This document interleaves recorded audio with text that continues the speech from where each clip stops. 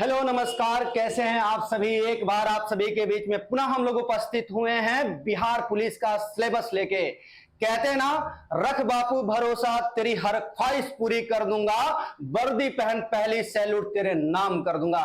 तो आइए हमारे बीच, जिसका हम लोगों का कहते हैं ना कि जिसका मुझे था इंतजार, वो घड़ी आ गई और बिहार पुलिस के एग्जाम के डेट आ गई। और सबसे बड़ी बात यह है कि ये ऑफिशियल डेट है, जो अब तक मौखिक था, अब आपके सामने एक ऑफिशियल डेट जो क्या बोलते बिहार पुलिस चयन परिषद जो है सीएसबीसी उसके वेबसाइट पे, जैसे कि आप देख सकते हैं, हमने सीएसबीसी के वेबसाइट से इसको डाउनलोड किया है और हम इसको देखते हैं कि आगे, जैसे कि ये सब कोई जानता है कि ये विज्ञापन जो है 2023 में आया था और इसको रद्द कर दिया गया था। इसका एक पाली में ही पेपर हुआ था, 1 अक्टूबर को हुआ था और 3 अक्टूबर को इसका पेपर रद्द कर दिया गया था। लेकिन पुनः इसका री एग्जाम कंडक्ट कराया जा रहा है, जो 7 अगस्त से होगा, शुरू होगा। और इसमें सबसे बड़ी चीज है, ये 38 जिलों में, जो बिहार के आपके 38 जिले हैं, उन 38 जिलों में इसका सेंटर बनाया गया है और 7 अगस्त से शुरू होगा, जो कि 28 अगस्त तक चलेगा। और सबसे बड़ी चीज है कि अब सिर्फ एक शिफ्ट में, यानी एक ही पाली में पेपर होगा और आपका जैसे कि 12 बजे से पेपर होगा और 2 बजे तक चलेगा। लेकिन आपका रिपोर्टिंग टाइम 9:30 है और आपको 1.5 घंटा पहले एंट्री बंद कर दिया जाएगा इस बार। इसका मतलब यह है कि पेपर जो लीक होता है, उस पेपर लीक होने को रोकना है, यानी पेपर लीक ना हो। और उसके बाद और आगे देखते हैं कि क्या है। तो देखिए यहां पे जैसे कि आप देख सकते हैं कि 7 को, फिर 11/8 को, फिर 18/8 को, फिर 21/8 को, फिर 25 को, फिर 28 को, मतलब कई चरणों में सर एग्जाम कई चरणों में हो रहा है सर। लास्ट चरण कहने के बोलते हैं, तो लास्ट चरण 28 तारीख को हो रहा है। और सर इसके बाद हम देख सकते हैं कि जैसे कि कोई भी विद्यार्थी हो, बिना प्रवेश पत्र का एग्जामिनेशन हॉल में उसको प्रवेश नहीं दिया जाएगा। और सबसे बड़ी चीज यह है कि अब प्रश्न ये उठ रहा है कि सर, सबके मन में यह सवाल होगा कि एडमिट कार्ड कब डाउनलोड होगा। तो एडमिट कार्ड की जब डाउनलोड की बात करें तो आपको 15/7/2024 को आती 15 जुलाई को आप एडमिट कार्ड डाउनलोड कर सकते हैं। लेकिन सबसे बड़ी चीज है कि आपको एग्जाम सेंटर का पता नहीं चलेगा, लेकिन किस शहर में आपका एग्जाम है और किस तिथि को, यानी किस डेट को आपका पेपर है, सिर्फ यही पता चलेगा। लेकिन आपका एग्जाम का पता कब चलेगा, आपका जैसे किस स्कूल में पढ़ रहा है, किस कॉलेज में पढ़ रहा है, तो उसका हम यदि बात करें तो देखिए, जैसे कि मान लीजिए कि जो 7 तारीख को जिनका पेपर जैसे कि 7 तारीख को है, उनको अपना सेंटर का पता चलेगा 31 तारीख को। जैसे कि 7 अगस्त को है तो 31 जुलाई को आपको पता चलेगा कि आपका किस कॉलेज में या किस स्कूल में सेंटर है। उसके पहले आपको पता नहीं चलेगा, उसके पहले सिर्फ आपको यह पता चलेगा कि आपका सेंटर किस स्कूल में है। नहीं सर, 31 तारीख को ये पता चलेगा और 7/8 को उसके अगले मंथ, यानी 7 दिन बाद वो चीज मिलेगा सर। मतलब 7 को जिनका एग्जाम है, 7 तारीख को जिनका एग्जाम है, 31 से वो डाउनलोड शुरू होगा और वो 7 तारीख तक डाउनलोड कर सकते हैं। ठीक है सर, चलिए। और अगला हम लोग देखते हैं, जैसे कि सबका दिया हुआ है, जिनका 25 का है वो कब डाउनलोड करेंगे। चलिए, अब एक प्रश्न ये उठता है कि किसी अभ्यर्थी का किसी कारणवश हो सकता है कि उनका एडमिट कार्ड डाउनलोड ना हो, तो उन क्या कर सकते हैं। तो सर उनके लिए देखिए यहां पे दिया है, डुप्लीकेट ई प्रवेश पत्र प्राप्त करने की तिथि। यानी इसका कहने का मतलब यह है, यदि किसी कारणवश आपका एडमिट कार्ड डाउनलोड नहीं हो रहा है तो आप सीएसबीसी के ऑफिस जाइए और आपको जैसे कि मान लीजिए 7 तारीख को आपका एग्जाम है, तो आप 5 तारीख के एग्जाम के 2 दिन पहले आपको जाना होगा और वहां पे जाके आप डुप्लीकेट जो एडमिट कार्ड है वहां से प्राप्त कर सकते हैं और आप एग्जाम दे सकते हैं सर। फिर उसके बाद जैसे कि सबका डेट दिया हुआ है, किसको कब लेना है। उसके बाद यदि हम बात करें सर, तो सबसे बड़ी चीज है कि एक प्रश्न ये भी उठता है कि जैसे कि यहां पे देखिए कि जैसे कि ओएमआर शीट, देखिए ऐसे ओएमआर शीट होगा जहां पे देखिए आप यदि एग्जामिनेशन हॉल में जाइएगा तो ज्यादातर विद्यार्थी गलती करते हैं। यहाँ पे जो ब्लैंक जो खाली स्थान दिया गया है, इसमें आपको क्वेश्चन पेपर पर हिंदी या अंग्रेजी में कुछ लिखने का लैंग्वेज दिया होगा, तो हिंदी अथवा अंग्रेजी। में लिखे, किसी एक भाषा में यहाँ पे अपनी राइटिंग में लिखना पड़ता है, ताकि इसको वेरिफिकेशन के समय जब आप डॉक्यूमेंट वेरिफिकेशन कराने जाते हैं तो मैच कराया जाता है कि कहीं आपका स्कॉलर बैठ के तो एग्जाम नहीं दिया है। तो सबसे बड़ी चीज देख लीजिए यहाँ पे, हाँ सर ये रोल नंबर भर सकते हैं आप यहाँ पे, जैसे कि अपना टिक कर सकते हैं। यहाँ पे विद्यार्थी यानी जो यहाँ पे क्या बोलते हैं परीक्षक होगा, इन्विजिलेटर होगा, वो क्या करेगा, अपना सिग्नेचर करेगा, परीक्षार्थी अपना सिग्नेचर करेंगे सर। उसके बाद आ जाते हैं, देखिए आप देख सकते हैं ये रहा घोषणा पत्र। अब प्रश्न ये है कि सर ये घोषणा पत्र किसका है। जैसे कि सर मान लीजिए कि कोई बच्चा है जिसका फोटो क्लियर नहीं है, यानी आप एडमिट कार्ड डाउनलोड करते हैं, आपका फोटो बिल्कुल ब्लर हो गया है, तो उसके लिए आपको इसको डाउनलोड करना पड़ेगा और उसमें क्या करना पड़ेगा, यहां पे एक फोटो चिपकाना पड़ेगा और यहां फोटो के नीचे किसी गजेटिएट अधिकारी का यानी राजपत्रित पदाधिकारी यानी गजेटिएट अधिकारी का सिग्नेचर और मुहर चाहिए। और यहां पे अभ्यर्थी अपना रोल नंबर लिखेंगे, अभ्यर्थी का नाम होगा, अभ्यर्थी का हस्ताक्षर होगा, यहाँ पे अभ्यर्थी अपना नाम, अपने पिता का नाम लिखेंगे, अपना रोल नंबर लिखेंगे और जिस दिन को उनका पेपर है वो डेट लिखेंगे और यहाँ पे अपना फोटो चिपका के सिग्नेचर करा के इसको लेके जाना होगा। जिनका फोटो क्लियर नहीं है, नहीं तो एग्जामिनेशन सेंटर में आपको घुसने नहीं दिया जाएगा। ये तो सब हो गया, लेकिन बात आ गई पाठ्यक्रम की यानी सिलेबस की। देखिए अब बिहार पुलिस के लिए जो जितने लोग ऑनलाइन कोर्स खरीदे थे, इधर से उधर से, चाहे ऑफलाइन कोर्स खरीदे थे, उनके लिए सबसे बड़ी बात यह है कि कहते हैं ना कि एक तो हमने मुड़वाया सर और ऊपर से पड़ गए ओले और गरीबी में आटे गीले। तो वही बात यह है कि अब देखिए सिलेबस बिल्कुल पाठ्यक्रम चेंज हो गया। यानी 15 से 20 दिन पहले जब एग्जाम का अपना 15 और 20 दिन बचा हुआ है, तब आपको पाठ्यक्रम चेंज कर दिया गया, सिलेबस चेंज कर दिया गया। अभी तक बिहार पुलिस में कभी भी सिलेबस का जिक्र नहीं किया गया था, लेकिन पहली बार ऐसा हो रहा है कि बिहार पुलिस लिखित में सिलेबस दे रहा है कि हम किस पे बात करेंगे, किस टॉपिक से प्रश्न पूछेंगे। लेकिन अभी तक सिर्फ ये बोल रहा था कि 10th के समकक्ष जितने पाठ्यक्रम है उससे क्वेश्चन पूछा जाएगा। और सबसे बड़ी चीज आपको बता दें, इस बार सर परसेंटाइल सिस्टम लागू किया। थोड़ा आप परसेंटाइल सिस्टम का थोड़ा सा बता दीजिए क्या होता है सर। मतलब सर जैसे नॉर्मलाइजेशन लग गया उसमें, हाँ, कि जैसे क्या सही है क्या गलत है। पहले जैसे जितना मार्क्स था उतना का ही उठाता था, अब क्या आप उसमें गलत कर रहे हैं उसका भी अटेम्प्ट उसमें कैलकुलेट करता है और उसका एक परसेंटाइल निकाला जाता है। जैसे जो बच्चे हैं, जैसे बिहार सीजीएल जो सर पिछला बार एग्जाम हुआ था, हाँ सर, उसमें मार्क्स नहीं दिखाता है, उसमें सर परसेंटाइल ही दिखाता है। उनका एक बेसिक फार्मूला होता है, उस फार्मूला पे कॉपी पेस्ट करते हैं अपना नंबर और उससे निकालते हैं। लेकिन ये सर काफी क्लियर चीज हुआ कि सिलेबस तो चेंज हुआ है, तो क्या सर इसको टैकल नहीं किया जा सकता क्या? सर टैकल किया जा सर, मेरा एक प्रश्न ये है, अब बच्चों का, बहुत सारे बच्चों का प्रश्न ये रहता था कि फर्स्ट शिफ्ट का क्वेश्चन टफ आ गया, हमारे शिफ्ट का क्वेश्चन इजी आ गया, तो बच्चों का बराबर ब्लेम रहता है कि हमारे साथ ना इंसाफी हुआ। सर उसी के लिए तो नॉर्मेशन चलता है ना। लेकिन अब कोई बच्चा ब्लेम नहीं कर सकता। यानी आप खुश होइए कि यदि आपका पेपर एग्जाम का शिफ्ट जो है इजी है या किसी का टफ है, तो दोनों को इक्वल कर दिया जाएगा। आप परेशान होने की कोई जरूरत नहीं है। चलिए असर पाठ्यक्रम पे बात कर लिया जाए। बिल्कुल सर, देखिए हिंदी का आप ही बताइए सर। सबसे बड़ी यदि हम बात करें, देखिए कि क्लास 9th का हिंदी का जो भी है, जैसे हिंदी भाषा के उद्भव एवं विकास से संबंधित एक पाठ, नई कहानी से एक कहानी, उर्दू साहित्य से महिला लेखिका की एक कहानी। देखिए आप मान लीजिए कि जो हिंदी का जो सिलेबस है, यानी 9th क्लास का हिंदी आपको पढ़ना है पूरा का पूरा।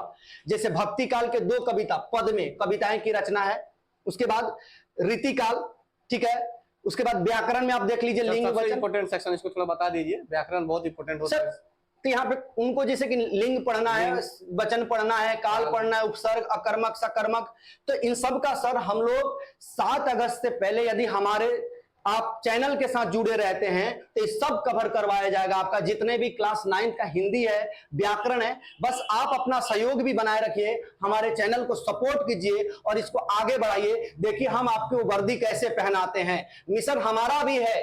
वर्दी आपका सपोर्ट आपका और वर्दी दिलाने का काम हमारा है। तो देखिए आप जैसे कि आ जाइए द्वितीय भाषा, और उसके बाद जब हम आते हैं यहाँ पे, देखिए 10th का, सर देखिए 10th का हिंदी डाल दिया है।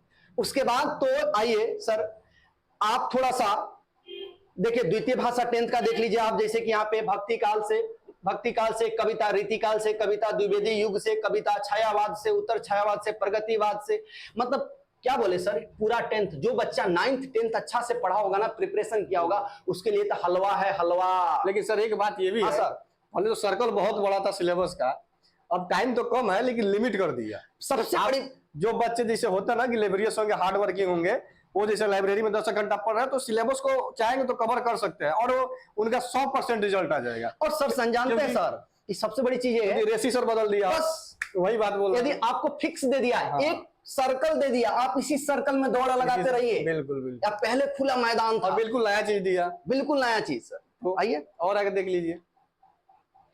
जैसे कि सर अंग्रेजी का आप ही बताइए। अंग्रेजी का देखिए, जो इंग्लिश का है, वर्ड असेंट एंड इनोटेशन, जो भी इंग्लिश का आप लोग का सिलेबस था मैट्रिक का, उसी में से दिया है। पैसिव वॉइस है, मॉडल ऑक्सिलरी है, नॉन फाइनाइट वर्ब है, प्रीपोजिशन, यानी ग्रामर जो सेक्शन है, ग्रामर का भी सेक्शन इसमें पूछेगा, ठीक है। और जैसे कि बिहार पुलिस के बच्चों का सर इंग्लिश थोड़ा वीक होता है सर, ऐसे भी बिहार बोर्ड के बच्चों का इंग्लिश का ये क्या तो ही है। पूछना। बिहार इसमें सर मैं भी बिहार बोर्ड से हूँ, मेरा भी इंग्लिश डले ही है। इंग्लिश का कटा भी थोड़ा कम जाएगा, हाँ। क्योंकि स्पेशलिस्ट थोड़ा है कोई इसमें, तो जो भी होगा पैसिव बहुत टफ, मुझे ऐसा लगता है सर इंग्लिश से बहुत टफ क्वेश्चन भी नहीं डालेगा। क्योंकि सर अब जैसे टीचर वाला आप लोग देखिएगा हाँ। कि जो टीचर में सर हम भी देखे थे कि जो जिनको बस पास करना था उसमें तो काफी कोई टफ क्वेश्चन नहीं पूछा था, बस स्टोरी वगैरह दिया था, नीचे छोटा छोटा ग्राफ, यानी आपके हिसाब से लगता है कि इंग्लिश वाले सिलेबस बच्चे कर लेंगे सर? अगर सर इंग्लिश नहीं भी होता तो हाँ। बाकी सब्जेक्ट चलिए उसमें आदमी सर आगे देखते तो आइए सर हम लोग सिलेबस देख लेते हैं। हैं। तो सर मैथ आप ही देखिए, समझाइए। मैथ का सिलेबस देखिए सर, मैथ में है कि 9 का सिलेबस की अगर बात करें तो हाँ, पहला सर। उसका चैप्टर जैसे नंबर सिस्टम, हाँ नंबर सिस्टम में है कि हाँ वास्तविक संख्या ले रही है सर, वही ना sir, real number, imaginary number वगैरह। यार जो 9 हम लोग क्या पढ़ते हैं, फिर बीजगणित के अंदर 2 आते हैं, एक बहुपद है, एक दो चर वाला एक समीकरण, बहुत इजी टॉपिक है सर। हाँ सर, ठीक है, उसके बाद आगे देखें हम, तब व्यवसायिक गणित यानी कमर्शियल मैथ, इसमें क्या क्या है देखिए, शेयर एवं लाभांश, ये चीज पढ़ना है, बट्टा है, सीआई पढ़ना है, किस्त पढ़ना है सर ये सब बच्चा तो शुरू से पढ़ता रहता है सर। उसके बाद कोऑर्डिनेट ज्योमेट्री, कोऑर्डिनेट ज्योमेट्री बहुत आसान है, बहुत ज्यादा उसमें अंदर गहराई से पूछेगा नहीं, जो होगा मैट्रिक लेवल तक ही जा सकता है, उसके ऊपर क्या जाएगा सर।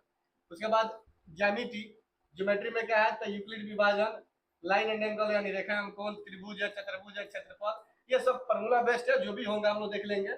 उसके बाद यहाँ पे एक एडवांस का क्षेत्रमिति भी है, क्षेत्रमिति कुछ नहीं, बस आपको फार्मूला याद होना चाहिए, बाकी हम सब करवा देंगे, ठीक है। उसके बाद सांख्यिकी एवं प्रायिकता यानी एक प्रोबेबिलिटी से भी क्वेश्चन यानी सर पूछा जाएगा, यानी स्टैटिक्स भी पढ़वा रहा है सर, प्रायिकता यहाँ पे दिया हुआ है, प्रोबेबिलिटी। बिल्कुल जी सर, प्रोबेबिलिटी ऐसा नहीं कि बहुत बड़ा चीज है, और जो चीज 9th में है 10th का भी आ गया यहाँ पे। उसमें कुछ एडिशनल चीज आ जाता है, जैसे उसमें रियल नंबर उसमें भी पढ़ना था, बहुपद उसमें भी है, इसमें भी है, रैखिक समीकरण, नंबर सिस्टम, क्वाड्रेटिक इक्वेशन आ जाएगा इसमें, ट्रिगोनोमेट्री उसमें नहीं था, एडिशनल चीज एक ही है, मतलब एक्स्ट्रा ये एडिशनल है सर। कोऑर्डिनेट ज्योमेट्री उसमें भी था, हाँ, इसमें भी है। और बाकी का बात करें तो देख सकते हैं कि कोऑर्डिनेट ज्योमेट्री ज्यामिति हो गया। हाँ देखिए उसमें क्या है कि उसमें पढ़ना होता है सर सर्वंसमता, कॉन्ग्रुएंसी, और इसमें बस एक त्रिभुज में पढ़ना सिंगुलरिटी, यानी मतलब उससे इजी है सर इधर, इसमें तो और आसान हो जाता है, ज्यादा टफ नहीं होता है। उसके बाद सर्कल पढ़ना है, उसके बाद बनावट, ठीक है। और लास्ट इसमें जो टॉपिक और है क्या है, वही जो उसमें क्षेत्रमिति पढ़ना है सर, बिल्कुल वही चीज होता है। और फिर सर वही देखिए ना सर, यानी सर इसको बात करें तो मैथ का एक फिक्स कर दिया है, ऐसा नहीं कि जैसे देखिए प्रॉफिट लॉस चैप्टर गायब कर दिया, टाइम एंड वर्क गायब कर दिया, ट्रेन वाला सर, टाइम एंड डिस्टेंस गायब कर दिया, और भी देखे ट्रेन वाला क्वेश्चन, रेस खत्म हो गया सर। उसके बाद आपको अलजेब्रा को जो बहुत अच्छा सर मिला जुला के यदि बोला जाए तो पहले से मैथ का सिलेबस इजी हो गया, टफ हो गया? कर दिया, उसमें डरने की जरूरत नहीं है। बस देखिए स्टूडेंट कितना सर फोकस करता है, बस उसी चीज के ऊपर डिपेंड करेगा, वो बस हम प्रैक्टिस करवाएंगे हम लोग और उनको बस करना है, तो आगे भी और यानी सर आप इनको पूरा कवर करवा दीजिएगा ना, वर्दी पहनवा दीजिएगा ना सर, यानी सबको वर्दी पहनवा देना है सर। चलिए अब आ जाता है यहाँ से सामाजिक विज्ञान। सामाजिक विज्ञान में आपको बोले तो सामाजिक विज्ञान में आपको बोले तो यहाँ पे आ जाएगा इतिहास, भूगोल, नागरिक शास्त्र और अर्थशास्त्र, यानी हिस्ट्री, ज्योग्राफी, पॉलिटी और इकोनॉमिक्स। तो सबसे पहले हम बात करेंगे, यदि देखें तो यहाँ से इतिहास की शुरुआत हो रही है और क्लास 9 की। तो हम आइए आपसे, हम अपने इतिहास के जो हिस्ट्री के टीचर हैं उनसे मिलवाते हैं, वो आपको हिस्ट्री के बारे में बताएंगे और बहुत कम समय में, जितना कम समय बचा हुआ है ना उतना समय में सर आ जाइए। सर माइक ले लीजिए, माइक ले लीजिए। हाँ सर, तो आप बताइए कि कम समय में 7 अगस्त से पहले कैसे इन लोगों को आप कवर करवा सकते हैं हिस्ट्री। ताकि बच्चों को भटकना नहीं पड़े सर, और आपको इनको वर्दी पहना दे आप। बिल्कुल एकदम पूरा का पूरा लोगों को उम्मीद दिलाया जा रहा है, विश्वास दिलाया जा रहा है कि आप जो है यहाँ पर पूरे के पूरे सिलेबस को अगर बेहतर ढंग से पढ़ाई करते हैं तो एकदम आपके ऊपर वर्दी चढ़ ही जाएगा। इस विश्वास के साथ में आप हमारे साथ में मिलिए और देखिए यहाँ पे आपको बताया जा रहा है सिलेबस के बारे में। जैसे पहला दिया है भौगोलिक खोज। अब भौगोलिक खोज का मतलब आप लोग तो जानते हैं, बहुत बढ़िया तरीका से जानते हैं। जैसे पुर्तगालियों का आगमन, इसमें विशेष रूप से हमको पढ़ना होगा।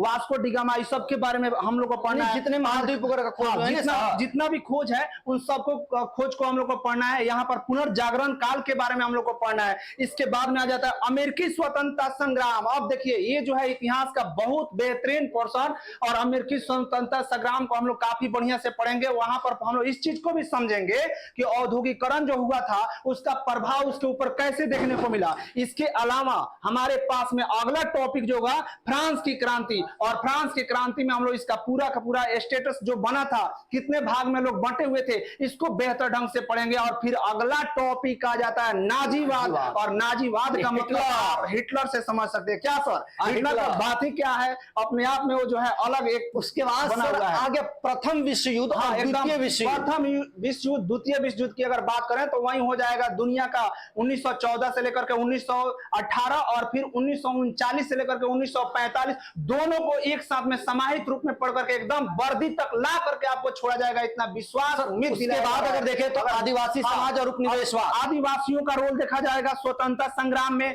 इसमें से बिरसा मुंडा को हम लोग को पढ़ना होगा, तिलका माझी के बारे में पढ़ना होगा। ये सब के सब जो है आदिवासी नेता रहे, इनका योगदान देखने को मिलेगा कि ये लोग भारत स्वतंत्रता संग्राम में इनका योगदान क्या रहा। आगे हम लोग पढ़ेंगे कृषि और खेतिहर समाज। आप लोग जानते हैं रैयत के बारे में, रैयत यानी किसान के बारे में। यहाँ पर किसान के बारे में वही बोले तो रैयतवाड़ी व्यवस्था, हाँ पूरा अस्थायी बंदोबस्त, हाँ जितना और महलवाड़ी व्यवस्था, अंग्रेजों ने जितना, यहाँ पे हम लोग को पढ़ेंगे कि जितना अंग्रेजों ने नियम को लागू किया था वहां पर कैसे कैसे हम लोग उसको झेल पाए थे। खेती व्यवस्था के बारे में पढ़ेंगे कि कैसे हम लोग जो है पहले बंजर भूमि था, उस भूमि को हम लोग इतना बेहतरीन कर पाए, इसका समय पीरियड क्या रहा, इस सब चीज को हम लोग बढ़िया से देखेंगे। अगला हम लोग को शांति प्रयास देखने को मिलेगा, और शांति प्रयास में हम लोग राष्ट्र संघ, राष्ट्र का यहाँ पे मच्छर भी साथ में आ गया है, राष्ट्र संघ का प्रयास, राष्ट्र संघ की विफलता, संयुक्त राष्ट्र संघ के बारे में हम लोग यहाँ पर देखेंगे, यूएनओ के बारे में देखेंगे, उसका उद्देश्य देखेंगे, उसका सफलता देखेंगे, कैसे दुनिया में शांति बनाने में अपना रोल निभाता है। इस चीज को हम लोग बेहतर यदि सर बोले तो कुल मिला के 9th में यदि आपको 8 चैप्टर पढ़ना है। बिल्कुल सर, बिल्कुल 8 चैप्टर, ज्यादा भटकना नहीं है। बिल्कुल 8 चैप्टर में आपको रखा गया। सर अब आ जाता है 10th पे। 10th पे आएंगे तो यूरोप में राष्ट्रवाद। अब यूरोप में नेशनलिज्म जो है लोगों के बीच में कैसे फैला, लोग जो है अपने आप को गुलाम देशों से स्वतंत्र कैसे करा पाए, इन सभी चीजों को हम लोग यहाँ पर देखेंगे। और उसके बाद सर में हमारे पास में आएगा समाजवाद और साम्यवाद। अब लोगों को जो है समाज में सबको एक बराबरी में लेकर के चलने वाला विचारधारा जो है यहाँ पर हम लोग को मिल जाएगा। और खुशी की बात तो यह है कि जो सिलेबस आपके सामने रखा जा रहा है, आप सबने इस सिलेबस को पढ़ करके तब यहाँ पर पहुंचे हुए हैं, और फिर आपको जब दोबारा पढ़ने को मिलेगा एकदम पूरा का पूरा आपको जो है इसमें नंबर बेहतरीन ढंग से आपके पास में आएगा, और उम्मीद है आपका जो है वर्दी आपको इस बार मिल ही जाएगा। हिंद चीन में राष्ट्रवाद का आंदोलन सर, ये हिंद चीन में राष्ट्रवाद से हम लोग इसको पढ़ेंगे। लाओस, कंबोडिया और वियतनाम के बारे में यहाँ पर पढ़ेंगे कि यहाँ पर फ्रांसीसियों ने कैसे अत्याचार किया था। बहुत बढ़िया ढंग से इसको हम लोग आगे समझेंगे। अगला दिया है भारत में राष्ट्रवाद। भारत में राष्ट्रवाद अगर कहा जा रहा है ना तो बस एक रूप में समझिए, भारत में राष्ट्रवाद का मतलब गांधी युग अगर पढ़ लिए समझिए भारत में राष्ट्रवाद आपका क्लियर। देखिए वही है, खिलाफत आंदोलन, असहयोग आंदोलन, यानी कहने का मतलब बच्चा को अब एंशिएंट हिस्ट्री, प्राचीन भारत और मध्यकालीन भारत में जाना ही नहीं है, जाना ही नहीं है। एकदम आप भटकना नहीं अपना कि गांधी युग सर अगर बच्चा पढ़ लिया तो समझिए कि उसका हो गया, क्वेश्चन हो गया। कवर अर्थव्यवस्था और आजीविका। अर्थव्यवस्था लोगों का कैसा रहा, जीवन जीने के तरीका लोगों का क्या रहा, किस पर आधारित शुरू में रहे, इन सब चीज के बारे में। शहरीकरण और शहरी जीवन, शहरीकरण जो है कैसे हुआ। जैसे अगर बात करें अंग्रेज आया था कोलकाता को जो है शहरीकरण कैसे बनाया, तो आप लोग जानते हैं गोविंदपुर जो है जगह था उसको जो है फैला करके और पूरे उसके बाद यदि देखें सर तो व्यापार और भूमंडलीकरण यानी ग्लोबलाइजेशन एजुकेशन को हम लोग यहाँ पर देखना है, महायुद्धों के बारे में थोड़ा सा, इसके बाद यदि बात करें तो प्रेस, संस्कृति और राष्ट्रवाद, उस समय जितना भी पेपर छपता था उसके ऊपर अंग्रेजों का क्या रोल रहा, क्या नियम रहा, इन सभी चीजों को हम लोग काफी बेहतर ढंग से समझेंगे। मतलब कहने का मतलब है सर, 8 टॉपिक आपको 9th में, बिल्कुल, और 8 टॉपिक आपको 10th में, यानी कुल मिलाकर 16 टॉपिक पढ़ लीजिए, हिस्ट्री आपका क्लियर। और पहले था अथाह समुद्र, लेकिन अब जो है आपको लिमिट कर दिया गया, उसी में पढ़िए और उसी में अब तो ये तो आसान हो गया ना सर, बिल्कुल आसान है सर। पहले तो प्रागैतिहासिक का, लाद ऐतिहासिक, एकदम बच्चा सब उसी में कंफ्यूज रहता था। हाँ, और बहुत आसान हो गया है। चलिए अगला हम इसके बाद यदि हम देखें तो हमारे सामने आएगा भूगोल यानी ज्योग्राफी की बात करें। अभी 9th का दिया है पहले, देखिए सर, इसमें ज्यादा नहीं, विश्व का मानचित्र में भारत की स्थिति क्या है, और भारत का भौगोलिक विस्तार उत्तर से लेकर दक्षिण से, बस भारत के सर चारों बिंदु होगा, लंबाई चौड़ाई उसका पूरा, भारत का ये दिया भौतिक स्वरूप क्या है, जलवायु कैसी है, यहाँ का अफवाह तंत्र कैसा है, नदियों के बारे में, उसके बाद प्राकृतिक वनस्पतियों, वन्य प्राणी कैसा है, जनसंख्या का आकार कैसा है, भारत के पड़ोसी देश जितने उनके बारे में पढ़ना है, मानचित्र का अध्ययन करना है। मानचित्र जो है यहाँ पर आपको थोड़ा सा मायने रखेगा, क्षेत्रीय अध्ययन करना है। मानचित्र में अगर बच्चा जो है थोड़ा सा स्टेट को पहचान लेता है कि कौन स्टेट कहां पे है, इसकी बाउंड्री किससे लग रही है, बाउंड्री किससे लग रही है, तो उससे समझिए कि उसको काफी राहत होगा, वो बहुत सारे क्वेश्चन को उस आधार पर टेकअप कर सकता है।